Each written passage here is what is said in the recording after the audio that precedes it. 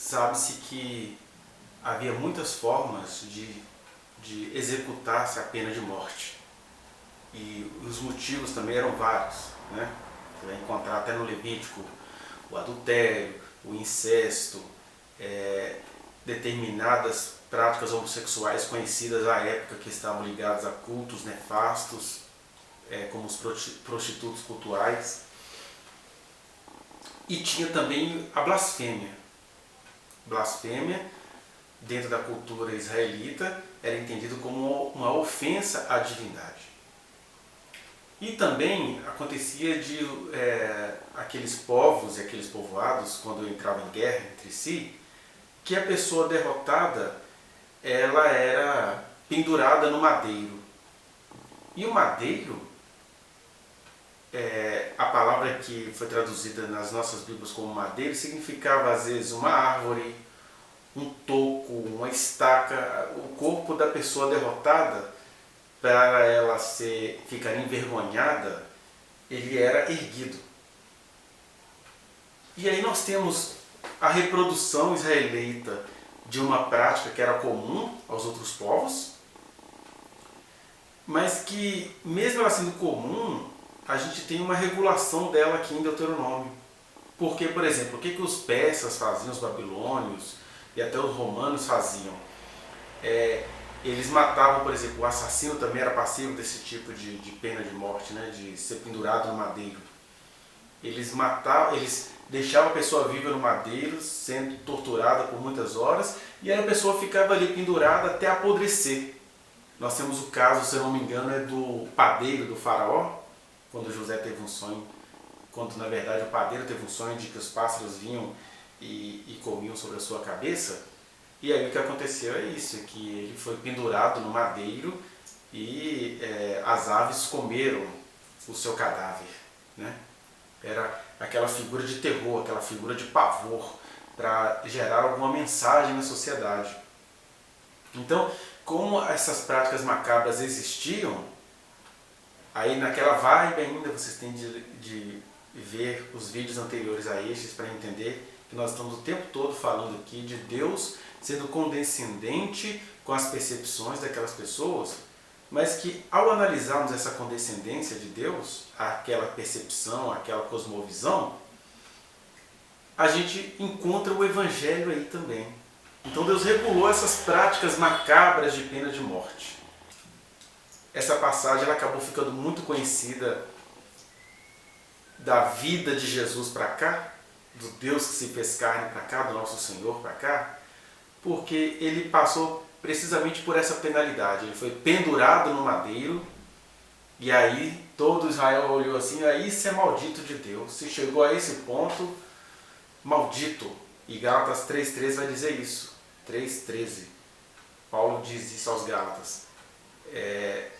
Cristo se tornou maldição por nós. Então, a gente já lê essa mensagem com o resultado pronto. Oh, graças a Deus, Cristo se fez maldição por nós, mas eu quero te convidar a fazer uma pequena exumação histórico-letrística para a gente entender o peso da crucificação aos olhos dos judeus. E também como que era a lógica dos israelitas desses tempos deuteronômicos. Porque se nos tempos egípcios, babilônicos, nos tempos persas e romanos, havia toda essa questão de torturar e matar e deixar apodrecer no madeiro, Deus chega aqui e regula, fala assim, no caso de vocês, não. O cara já é visto como maldito porque está sendo pendurado no madeiro. Então, pega leve. Não deixe ele anoitecer ali.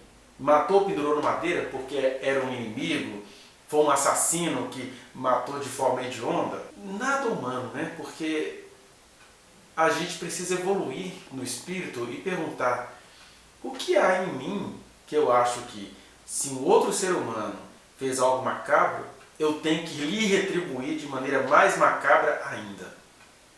Isso diz mais sobre mim do que sobre essa pessoa, que é macabra. Ninguém está negando aqui a macabrosidade do crime cometido, né? Mas eu tenho que me perguntar o que me faz querer retribuir isso. Eu fico sempre chocado quando eu escuto isso. Ah, pega o estuprador e bota ele na cadeia para ele ser estuprado por outros 20. A gente pode até pensar numa pena de morte, já que gente perversa geralmente só para depois de morto, tudo bem. Como acontece no sistema americano. Agora, não, morte é pouco, eu quero cortar por um dos dedinhos dele. Eu quero ver ele sendo estuprado por outros prisioneiros. Quer dizer, você precisa de pessoas mais macabras do que a pessoa que você está querendo julgar. Isso diz muito sobre você.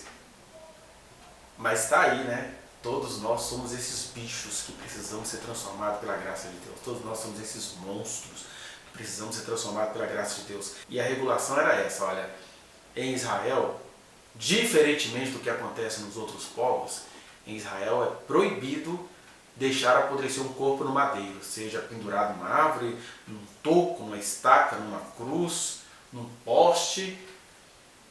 Quer exemplificar alguma coisa? Quer dar algum testemunho? Tem. Essas coisas pertencem a vocês.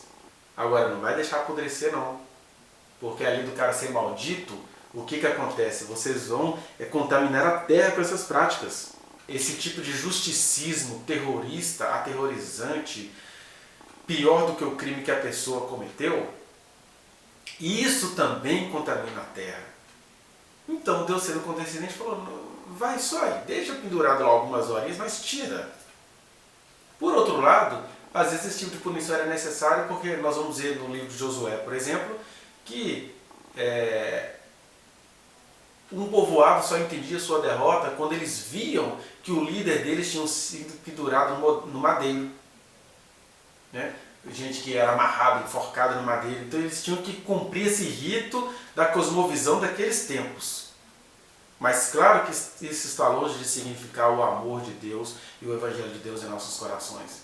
Daí eu queria voltar com você um pouco nessas práticas, porque elas significam como que a nossa percepção era macabra, pequena, e que como, apesar de as coisas serem assim, Cristo se fez maldição em nosso lugar, como que dizendo, acabou, está consumado, não se vai fazer mais esse tipo de coisa.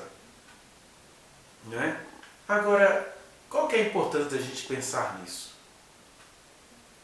Primeiro é você entender o que o apóstolo Paulo quer dizer quando ele diz lá em Gálatas 3,13 que Cristo se fez maldição em nosso lugar. Ele foi as últimas consequências, porque era a penalidade mais cruenta e mais cruel que se poderia fazer ao indivíduo.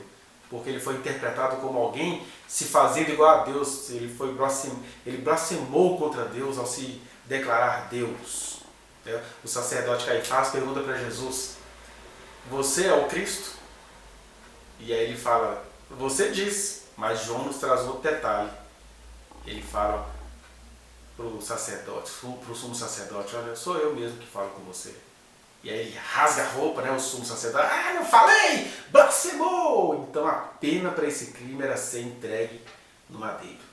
Claro que o sumo sacerdote sabia que Jesus não representava ameaça nenhuma, mas ele pagou aquele mico histórico de chamar Deus de blasfemo, né?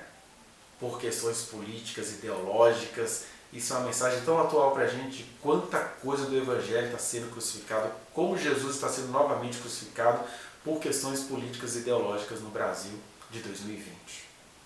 É interessante que enquanto a gente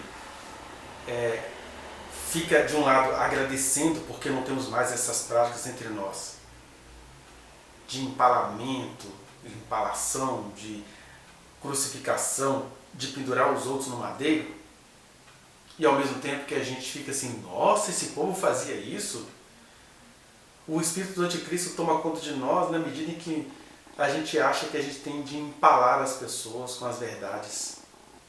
Que a gente quer isso, né? Parece que a pessoa de um lado foi salva por Jesus, de outro lado ela se sente tão frustrada de ser proibida de fazer coisas, e na verdade ninguém é proibido de nada, mas as pessoas se sentem proibidas e querem impor a proibição aos outros.